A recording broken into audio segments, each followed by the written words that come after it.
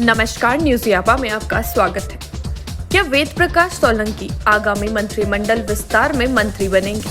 गहलोत मंत्रिमंडल का हिस्सा होंगे?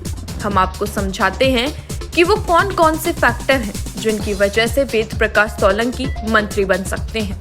सबसे बड़ा फैक्टर तो यही है कि वेद प्रकाश सोलंकी आज सचिन के साथ उस भूमिका में नजर आते हैं जिसमें कुछ वक्त पहले तक विश्वेंद्र सिंह नजर आते थे, यानी सचिन के समर्थन में खुलकर बयानबाजी करना, वो भी तीखे शब्द बाणों के साथ। वो ना तो गहलोत सरकार को छोड़ते हैं, ना निर्दलियों पर हमला करने से चूकते हैं। सचिन के प्रति उनकी निष्ठा ही उनके मंत्रिमंडल में शामिल होने का सबसे बड़ा फैक्टर है। वहीं दूसरा फैक्टर है वर्तमान में दलित नेता के तौर पर उभरना। हाल ही में बाबूलाल नागर पर जो हमला वेद प्रकाश सोलंकी की तरफ से किया गया था, वो भी इसी से जुड़ा है।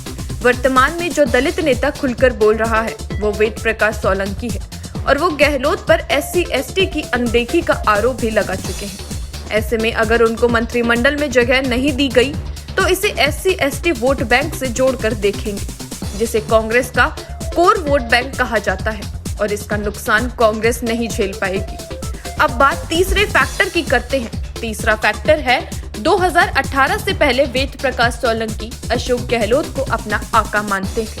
सोलंकी की शुरुआत जयपुर शहर NSUI अध्यक्ष के तौर पर हुई है। माना जाता है कि गहलोत ने ही सोलंकी का राजनीतिक करियर आगे बढ़ाया, लेकिन 2018 में वेद प्रकाश सचिन गुट में शामिल हो गए और जीत तक विधायक भी बने।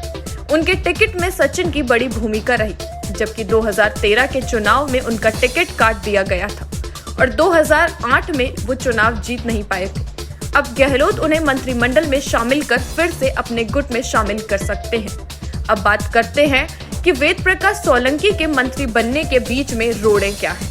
पहला रोड़ा है उनका पहली बार विधायक बनना।